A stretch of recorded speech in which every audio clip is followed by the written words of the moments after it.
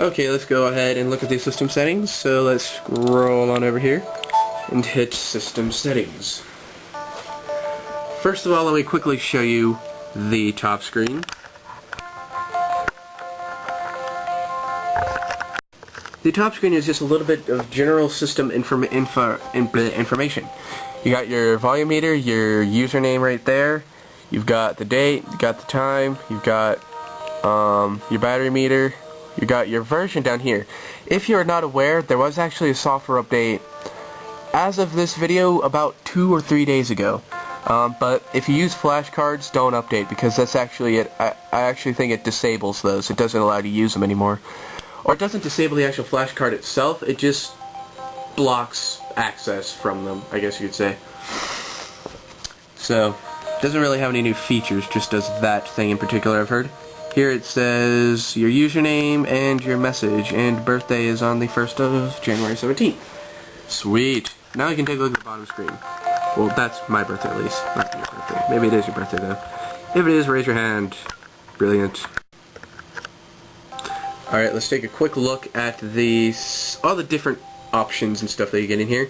You can manage your data, you can manage your wireless communications, your brightness settings, your profile, your date, your time, your alarm, parental controls, touchscreen, mic test, internet, language, country, system update, and format system memory. So, I'm not going to show you every single one of these, obviously, but I will show you a few. Data management, for instance, is one. Now, one thing that is very interesting about the Nintendo DSi, and one thing I might actually make a video about later on, because I do think I have a solution for this particular problem with the Nintendo DSi, is that if you have a DSi, and you're using an SD card, which is up here, you're using an SD card to keep all of your stuff on, so to kind of put all your software on there to, I don't know, back up your DSi. Well, let's say that you break your Nintendo DSi, and then you go and get a replacement one from GameStop. Crap.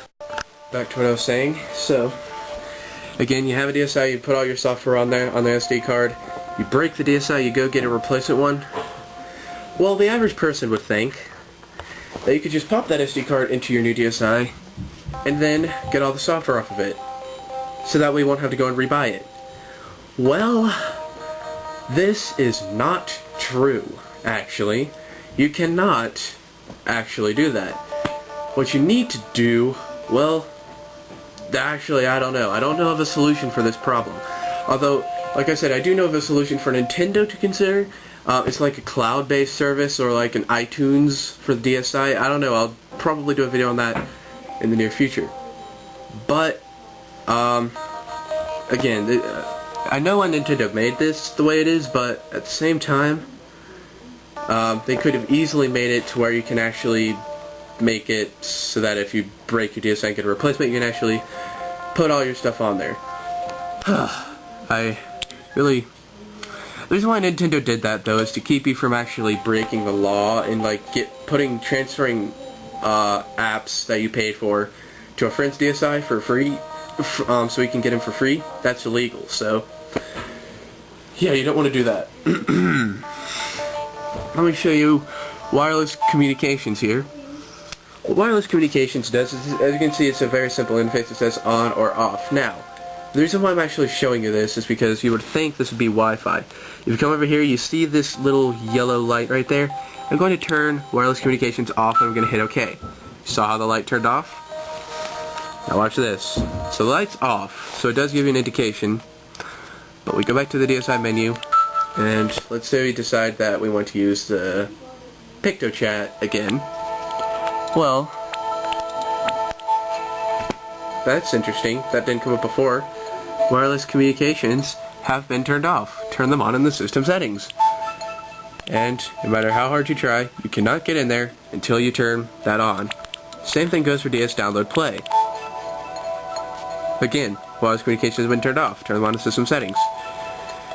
Now, DSi Shop, yes, that makes sense, but it actually turns off all access to wireless communications, which in my opinion is a little bit weird.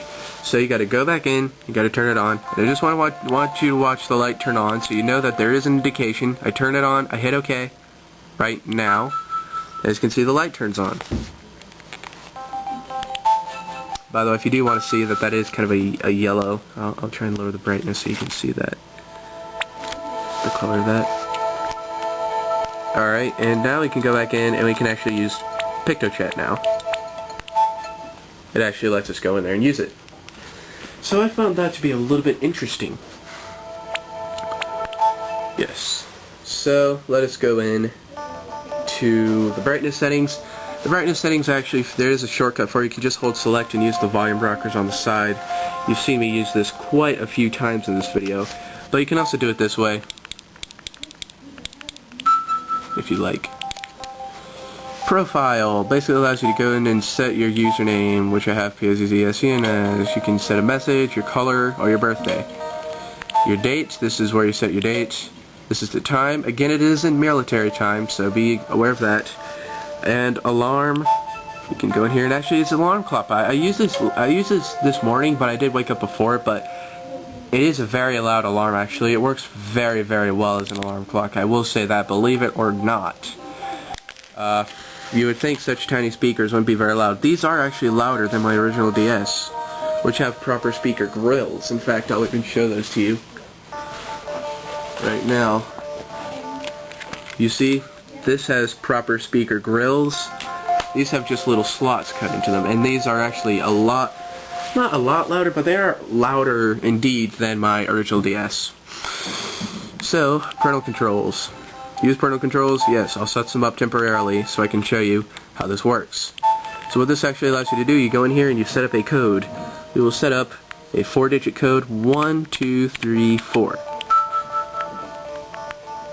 Again, I actually never use this because this is super duper obvious. You can set your place of birth if you go anywhere. Where would you go? I'm just going to put Google. This is not what I would normally put in these boxes, but okay, so I gotta remember that's Google so I can demonstrate this properly. Then up here you've got on the top screen, you can set your different ratings and stuff to allow on the DSi. You can go from all content to mature to teen to E, 10 plus to that and all la la la. This does not count though for games like this. So if I were to set this to early childhood, which is, this is much higher than that, I can still play this game. It's talking about software that you can download on the DS, on the actual DSi shop. So I'm going to allow it to all content. We can disable the use of Pizzscn. That's kind of ridiculous, but we'll go ahead and say no on that. DS style play, again, kind of ridiculous and mean. We'll actually say yes to the DS browser. I can see that. Yeah, we can restrict the points. Wireless exchange of photo data, that is kind of stupid. Restrict the access of certain user-created content. No, but, yeah, and we could go ahead and save the parental controls. And now I'll show you basically how this all works. So let's say the kid wants to go in and use the browser. You have to enter in your code. 1, 2, 3, 4, hit OK, and it'll let you go in. The restrictions have been temporarily removed. And you can go in and use the browser. Let's actually close out of this. Now let's say I get the code wrong. Let's say I actually type 1, 2, 4, 5. Your PIN is incorrect. And let's say I just keep on accidentally doing this, and it's eventually going to say, if you can't, it's eventually going to give you my secret question. This PIN is incorrect. I think it'll do it after this last time. To change your parental control settings, answer the secret question under the parental controls in the system settings.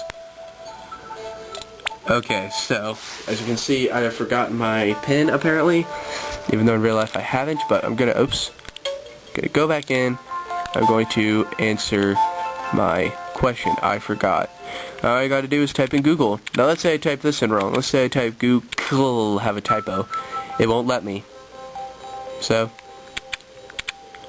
Google. So let's type that in correctly, and then we can go in here and we can turn this off. You can change your PIN, you can change your settings, or you can clear the settings. We're actually just going to clear those because I don't need them.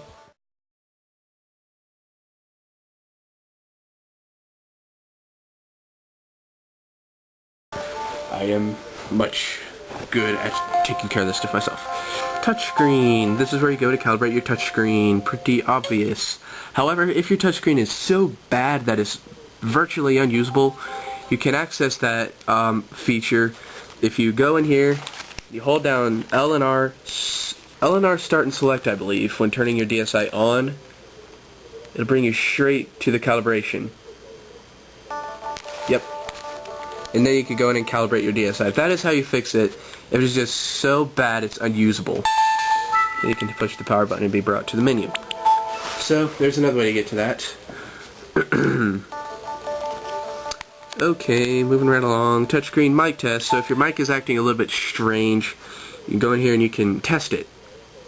Testing, 1, 2, 3. Testing, 1, 2, 3. Testing, 1, 2, 3.